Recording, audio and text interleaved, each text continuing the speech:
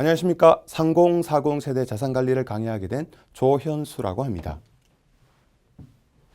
네, 오늘 강의에서 가장 중요한 부분은 이 강의를 들으시고 공감되는 부분이 있으면 반드시 실천하시길 바랍니다. 작은 실천을 통해서 여러분들의 10년, 20년 후에 그 재무적인 상황은 많은 변화가 있을 거라고 생각이 됩니다.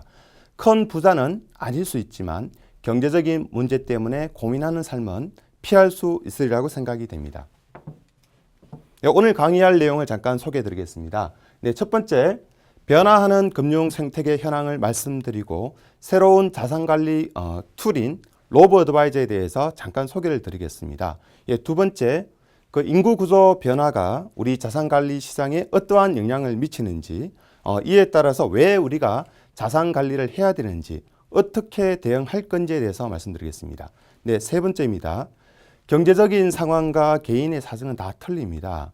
현재 자산이 어느 정도 이렇게 많을 경우에 어떻게 포트폴리오를 구성할지와 왜 이런 포트폴리오를 해야 되는지를 설명을 드리고 3040 세대들이 현재의 현금 흐름으로 우리가 재무 목표를 달성하기 위해서 어떠한 포트폴리오를 가져가야 될지 설명드리고요.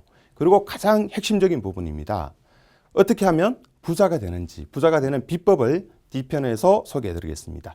네, 그리고 네 번째입니다.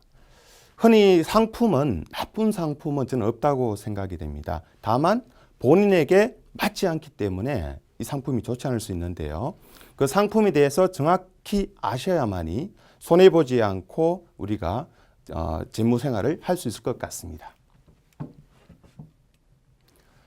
들어가기 전에 잠깐 제가 퀴즈를 하나 내고 들어가겠습니다. 아마 보이실 수도 있지만 세상에 없는 세 가지입니다. 그 첫 번째가 무엇이라고 생각이 되십니까? 세상에는 공짜가 없다고 생각이 됩니다. 흔히 우리가 여러 사람들과 식사를 하면서 항상 먼저 이렇게 그 식사 비용을 지불하는 사람이 있습니다. 이분은 돈이 많아서 그럴까요? 저는 그렇지 않다고 생각이 됩니다. 이분은 분명 사람들과의 관계가 중요하다고 여기기 때문일 거라고 생각이 됩니다. 우리가 생각하든 어떠한 행동을 하든 그 부분은 나중에 본인에게 크게 다시 돌아올 겁니다. 두 번째 없는 것을 한 번 더 말씀을 드릴게요. 세상에는 비밀이 없다고 합니다. 내가 아무리 친한 사람에게도 그 사람에게 한 말은 온 세상의 모든 사람들이 다 알게 됩니다. 그래서 중요한 말은 꼭 한 번 더 생각해보고 말씀을 해야지 나중에 손해보는 일이 없을 것 같습니다. 그리고 마지막으로 세 번째입니다. 세상에는 정답이 없습니다. 특히 이 자산관리 시장에 정말 뼈저리게 와닿는 말입니다. 지금 어떤 주식을 사야 돼? 아니면은 부동산 어디에 투자해야 돼? 이렇게 묻습니다. 전문가들에게. 하지만 한 번 또는 두 번은 맞을 수 있습니다. 하지만 항상 그게 맞지 않을 수 있기 때문에 여러 사람들에게 그 주위의 정보를 듣고 확신에 의한 몰빵 투자보다는 합리적인 자산 배분을 통해서 투자하시는 게 맞을 것 같고요. 여러 가지 정보를 본인이 듣고 최종적인 의사결정은 본인이 하셔야 됩니다. 왜냐하면 모든 투자의 책임은 결국 본인이 져야 하기 때문입니다. 화면에 보이시는 10대부터 100세까지 그냥 제가 재미있으라고 이렇게 한번 써봤습니다. 과연 그 연령대별로 성공한 인생인데요. 결국 100세까지 가보니까 아침에 눈만 떠도 성공한 인생이라고 합니다. 첫 번째 부분입니다. 변화하는 금융생태계 현황에 대해서 잠깐 소개해드리겠습니다. 5,000년 전에 수메르인들이 상형 문자를 만들었다고 합니다. 그러고 나서 한 4,500년이나 지나서 금속 활자가 나오게 되는데요. 그리고 속도는 조금 더 빨라져서 450년이 지나서 컴퓨터가 나오게 됩니다. 그리고 또 45년이 지나서 2000년경에 스마트폰이 생겨나는데요. 이 스마트폰이 생겨났을 때부터 스마트 혁명이 생깁니다. 이 세상이 엄청나게 지금 빠르게 변화하고 있고 지금 제4차 산업혁명의 그 변화에 지금 한가운데 우리가 서 있습니다. 과연 이 변화가 금융에는 어떤 영향이 있는지 잠깐 말씀을 드리겠습니다. 과거에 한 20년 전에도 미국이나 일본에는 인터넷 은행이 있었습니다. 하지만 크게 성공을 못했습니다. 하지만 지금 시대가 변했습니다. ICT 기술이 엄청나게 지금 변화했고 이 핀테크가 대세가 되었다는 걸 제가 한번 설명을 드리겠습니다. 그 이유 첫 번째, 모바일 기기가 널리 보급이 됐습니다. 지금 대부분의 사람들이 스마트 기기를 사용하고 있고요. 두 번째, 사물 인터넷 많이 들어보셨을 겁니다. 모든 사물에 인터넷 기기가 연결되어서 정보가 지금 생성되고 있고요. 세 번째, 빅데이터입니다. 이렇게 생성된 그 정보가 엄청난 양이 있고 쉽게 분석이 되고 또 마케팅으로 활용할 수 있기 때문에 우리나라에도 조만간 그 인터넷 은행이 출범할 예정입니다. 금융으로 넘어와서 이제 설명을 드릴 텐데요. 과거에 특히 은행은 금융 공급자와 소비자의 가운데 있어서 이 정보의 비대칭성을 이용해서 돈을 벌었습니다. 그 이익을 벌이는 세 가지 큰 요소, 외환, 여신, 수신 이런 부분들이 묶여져 있었습니다. 번들링 되어 있었는데 이제는 언번들링 된다고 합니다. 각각 파트별로 정보력을 기술력을 가지고 있는 ICT 지금 스타트업 기업들이 그 부분을 지금 가져가고 있는 상태인데요. 외환에 대해서 제가 한번 잠깐 예를 들어서 설명해 드리겠습니다. 통상 여러분들이 해외로 송금할 때 어떤 구조로 비용으로 이렇게 나타나냐 하면은 은행에는 그 매매 기준율과 송금할 때요, 해외로 매매 기준율과 그 송금 환율의 차이, 그걸 매매 스프레드라고 하는데 외환 스프레드, 그 스프레드만큼 우리 일반 고객들이 비용을 부담하게 되고 또 송금할 때 수수료 들어가시고요. 또 그 케이블 이용할 때 전신료가 들어갑니다. 상당히 좀 이렇게 비용이 큰 편인데 그 트랜스퍼 와이즈라고 혹시 여러분들 들어보셨습니까? 이 스타트업 기업은 그 비용을 획기적으로 줄여버립니다. 거의 10분의 1 정도로. 어떻게 가능한지 제가 설명드릴게요. 영국과 독일이 있는데 영국에 있는 사람이 독일에 송금을 하고 독일에 있는 사람이 영국으로 송금하게 됩니다. 한 분이 있는 게 아니라 여러 사람이 있을 수 있겠죠. 그 부분을 각각의 자국에서 정산을 해버립니다. 그래서 결국 그 정산을 통해서 비용을 줄이는 이런 형태로 지금 금융이 변화해 가고 있습니다. 근데 여신에는 그 개인 간 대출, P2P 대출, 또 크라우딩 펀딩 많이 들어보셨을 거고요. 특히 이제 자산 관리 부분에 나타나는 것을 제가 오늘 설명드릴 건데 로보 어드바이저 많이 들어보셨을 겁니다. 특히 로보 어드바이저는 그 인공지능의 그 한 영역인데요. 특히 구글의 알파고와 그 이세돌의 그 바둑 대국을 통해서 많이 놀랐을 겁니다. 저렇게 인공지능이 발전했는지를 대부분의 사람들은 모르고 있었어요. 그런데 그 알파고의 그 실력에 사람들은 놀랐는데요. 이 로보 어드바이저가 로봇 그리고 어드바이저 해준다는 그 어드바이저를 합쳐서 로보 어드바이저가 탄생하게 되었습니다. 현재 전 세계의 정치적, 경제적 사건, 사고, 각종 데이터를 수집하고 개인의 성향을 분석해서 그에 맞는 포트폴리오를 구성을 해주고 또 실행을 해서 잘못된 게 있으면 고쳐서 리밸런싱을 해주고 있습니다. 그래서 일반적으로 일반 그 재무 설계사들이 감에 의해서 이렇게 조언을 해주는 것보다는 엄청 더 정밀하다고 보셔도 되겠습니다. 향후에 만약에 경제적인 샤크이 와서 문제가 생겼을 때는 과연 로보 어드바이저가 어떨지는 아직까지 모르겠습니다만은 일반적인 경제 상황에서는 정말 도움을 받아야 될 그런 새로운 툴이다라는 겁니다. 그리고 얼마 전에 그 영국의 RBS 은행에서는 그 경영이 어려워지니까 이 로보 어드바이저를 도입하면서 일반 자산관리사들의 일자리가 없어지는 일들이 지금 발생하고 있습니다. 자, 로보 어드바이저의 그 핵심을 제가 말씀드리겠습니다. 투자 성과의 90%를 좌우하는 것은 자산 배분이고 이 자산 배분이 로보 어드바이저의 핵심이라고 합니다. 단순히 그냥 자산을 뭐 이렇게 나누는 것이 아니라 그 자산의 속성을 정확하게 분석해서 상관계수를 합리적으로 상관계수에서 분리를 하는데요. 이 상관계수는 마이너스 1부터 1까지 있습니다. 1에 가까우면 거의 똑같은 겁니다. 1에 가까운 자산들을 편입하면 되지 않고요. 거의 마이너스 1, 성격이 좀 다른 그런 자산들을 합리적인 배분에 의해서 선택을 해야 된다는 거고요. 그 자산 배분의 중요성에 대해서 한 번 더 연구 결과를 말씀드리겠습니다. 브린슨이라는 분이 장기 투자를 했을 때 가장 큰 수익원이 되는 것은 결국은 자산 배분에 의한 투자다라는 것을 증명하신 분인데 결국 마켓 타이밍이나 종목 선정이 아니었다라는 겁니다. 그 실례로 그 예일대학교 최고 투자 책임자인 데이비드 스웬슨이라는 분의 사례를 말씀드릴게요.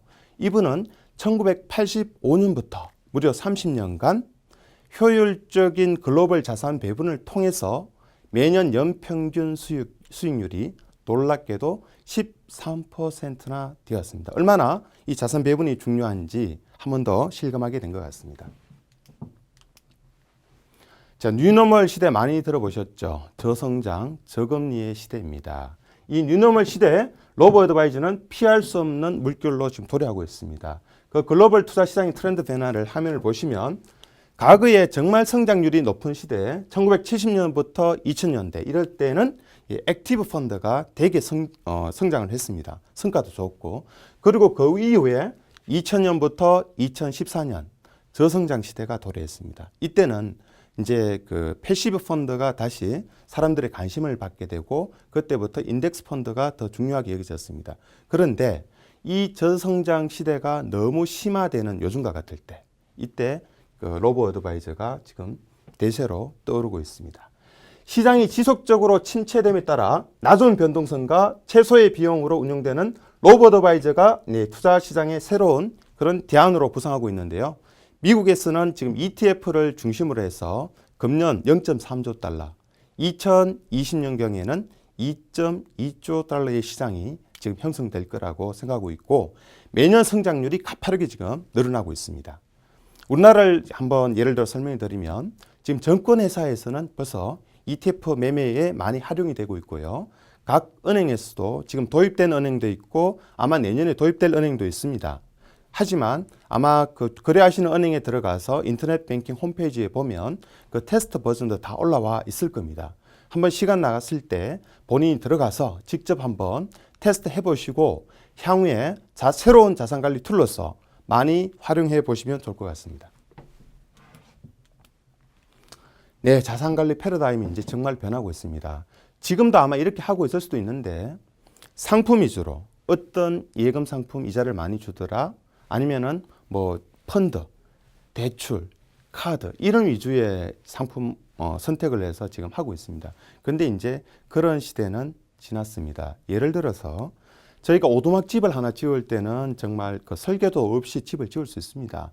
하지만 큰 빌딩을 짓게 되면 정밀한 설계도가 필요합니다. 그 설계도 역할을 할 것이 이제 재무 설계인데요.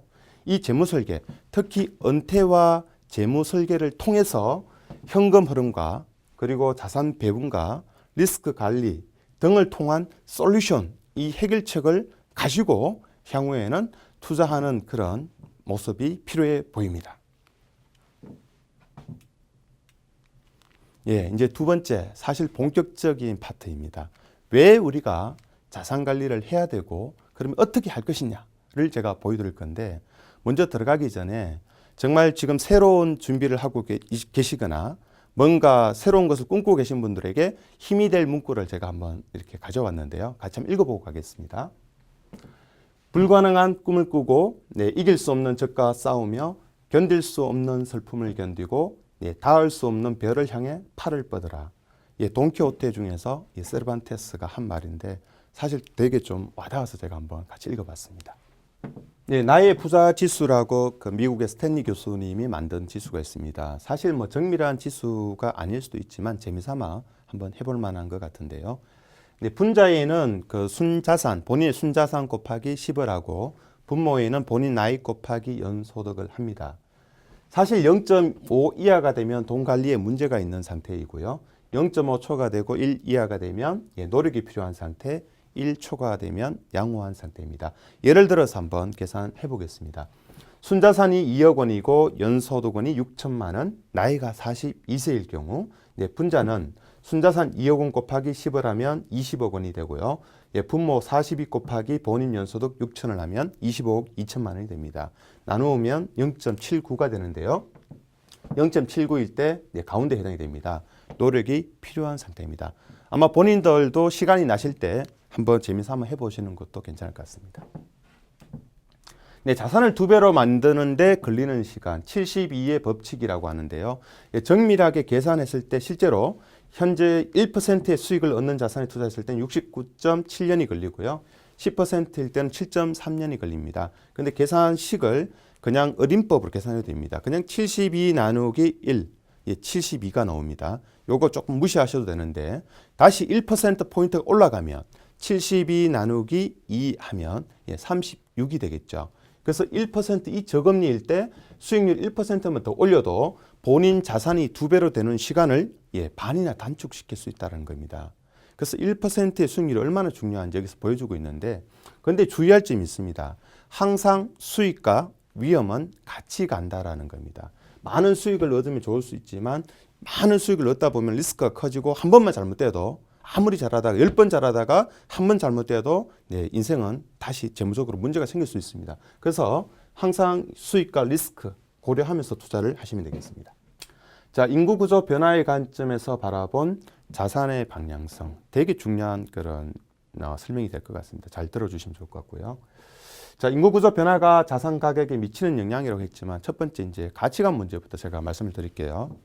지금 요즘 그 자녀들한테 부모 부양해야 되느냐라고 물어보면 어떨 것 같아요? 한 10년, 15년 전보다 엄청난 속도로 지금 떨어지고 있습니다. 부모 부양은 나 혼자만의 일이 아니다. 어떻게 보면 좀 얄미울 수도 있지만 저는 현실적으로 받아들여야 된다고 생각합니다. 왜? 정부와 사회가 공동 책임이다. 어떤 일이 있냐?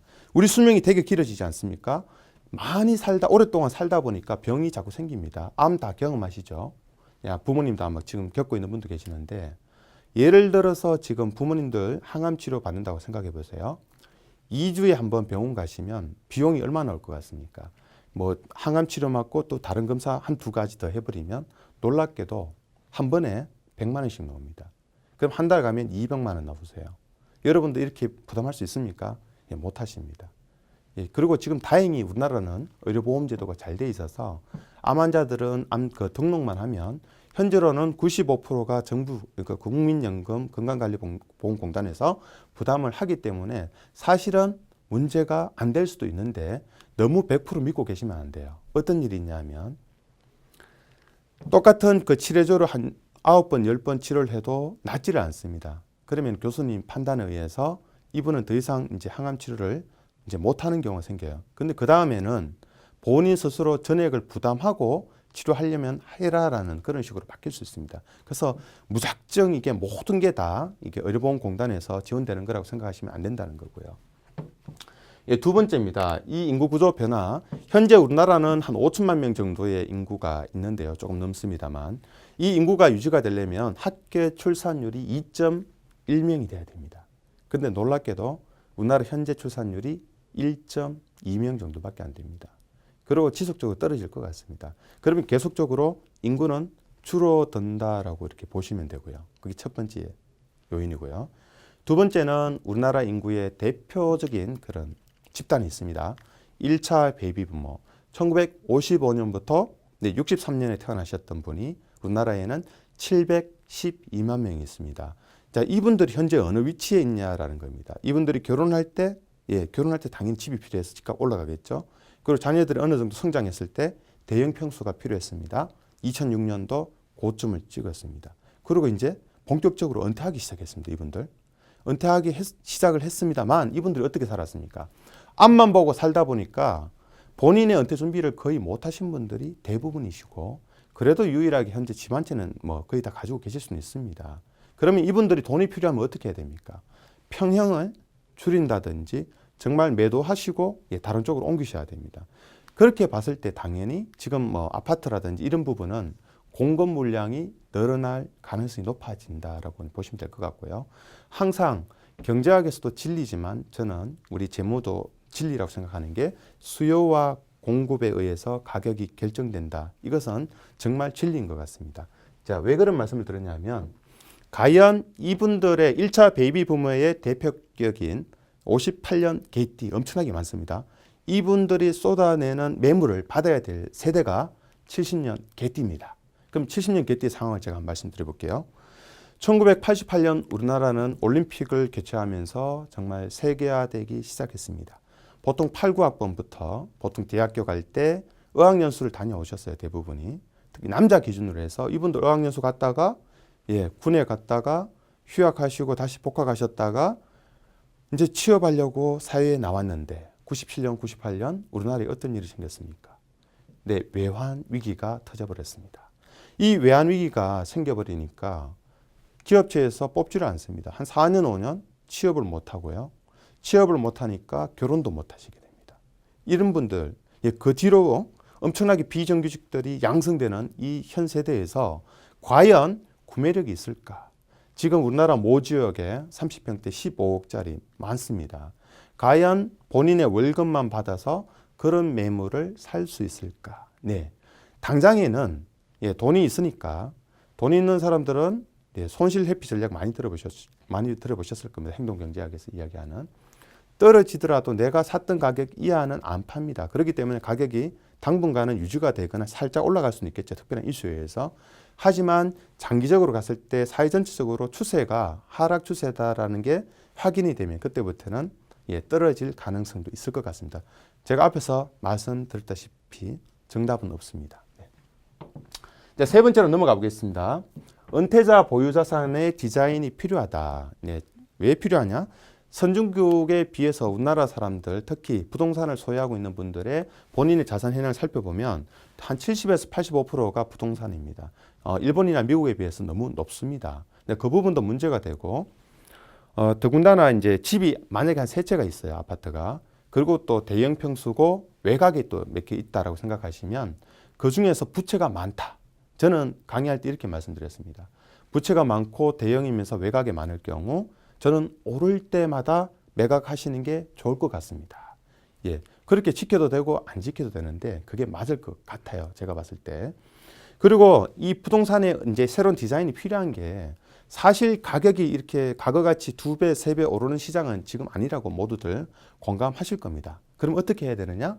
네, 매월 현금 흐름으로 들어오는 수익형 부동산을 사셔야 됩니다.